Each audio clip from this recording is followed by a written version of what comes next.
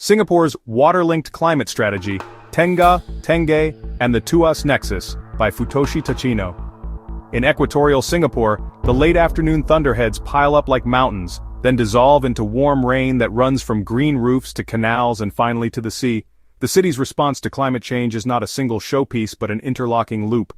Cool the homes, power the water, harden the shores, and close the carbon cycle.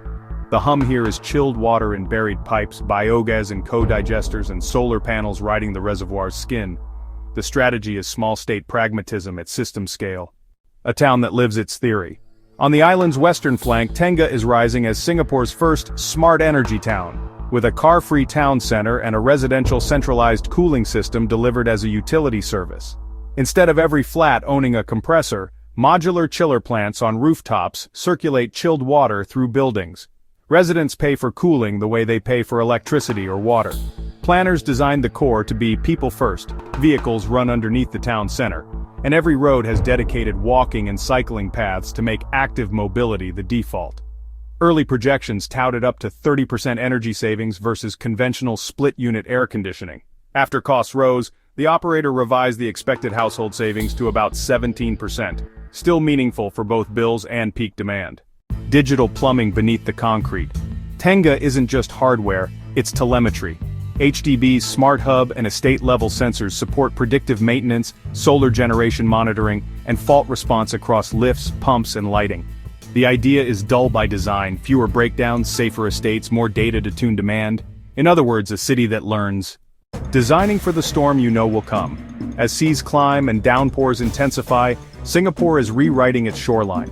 PUB is developing a national code of practice for coastal protection and flood resilience, while the Urban Redevelopment Authority's Long Island concept along the East Coast would reclaim land at higher elevations to form a continuous line of defense and a new reservoir with gated outfalls.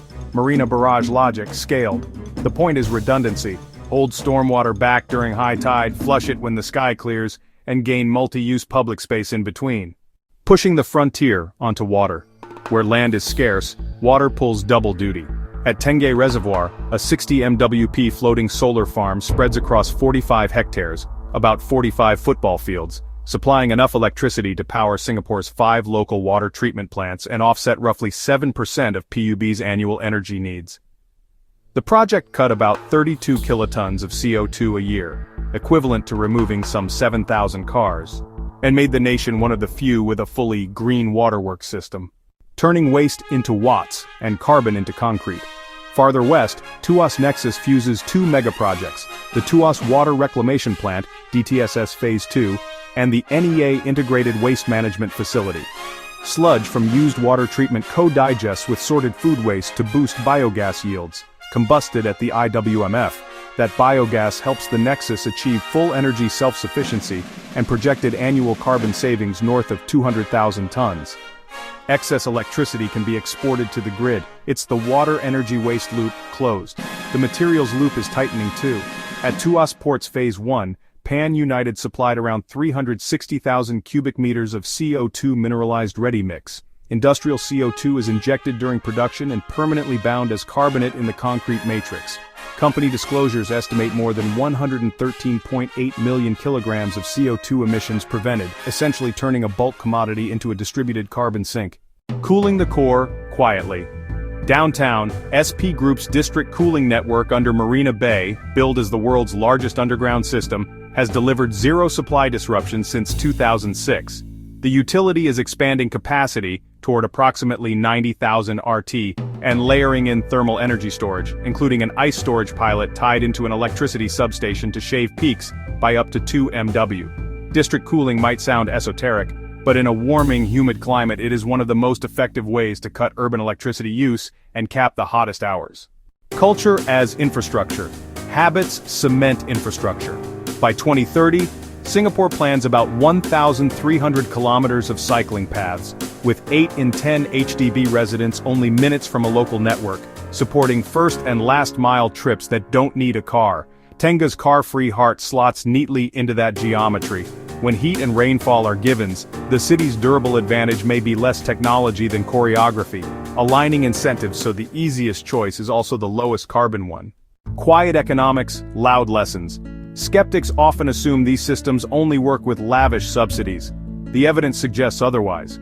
Marina Bay's district cooling customers typically cut cooling energy by 20%. Tengah's cooling as a service model targets double-digit savings, and Semcorp's floating PV avoided land costs that can make urban solar prohibitive. Meanwhile, Tuas Nexus bundles costs across agencies but returns energy, materials, land, and resilience. The through line is procurement as climate policy. Buy services, cooling, sludge treatment, clean water, in ways that decarbonize the supply chain. Horizons beyond the horizon. Singapore's national targets have hardened, reduce emissions to around 60 mtco2e by 2030, after peaking earlier, then net zero by 2050. In 2025, the government also submitted a 2035 NDC of 45-50 mtco2e. Those numbers are not slogans, they are constraints. Tengah's chillers, Tengah's panels, and Tuas's digesters are the grammar of a system speaking net zero as a first language. The rains will keep coming.